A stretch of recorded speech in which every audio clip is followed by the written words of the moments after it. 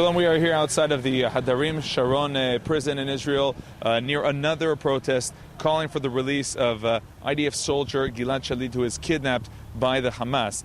This time, the protest is not calling for the government to ease its conditions, to release more prisoners in exchange for Gilad Shalit, rather more the opposite. Here the protesters are calling on the government to harden the conditions of the Hamas and other terrorist prisoners who are here until Gilad Shalit will be released, or at least a representative of the Red Cross will be there and will come to meet him and to see him. This is an alternative to what until now has been the talk of a blanket release of terrorists of Makablim, that there is an alternative. One of the alternatives is to change the conditions that those that we're holding here, that they should not be enjoying Tanaim Tov in good conditions, but they should be enjoying what a prisoner enjoys until such time that they're ready to release Gilad Shalit, that there should be no further conversations in terms of rights that Makablim, the terrorists, are entitled to that are sitting inside of prisons in Israel. This protest is happening as a Knesset member, Danny Danon, is working on a legislation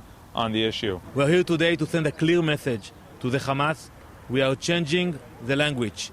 We are not speaking to you in English or European languages. We are speaking to you in the language you understand today, which is as long as Gilad Shalit is not receiving any visitation from his family, from a lawyer, from the Red Cross, the Hamas prisoners in Israel will not get visitation rights. It is the first step of changing the equation. The next step will be to change the VIP conditions of the Hamas prisoners and to stop the funds that is being transferred to the Hamas every month by the Israeli government. We have to do everything we can to change the equation, and this is the beginning.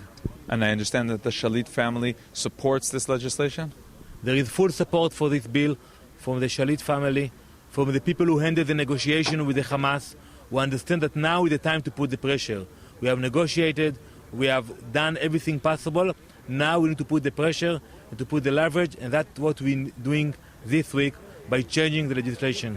What could you tell us about the people who are going against this? There is some people that are afraid that by changing the equation, there will be some riots within the prisons. I'm not afraid from the Hamas prisoners. We can handle the riots. We have the force. We are in charge.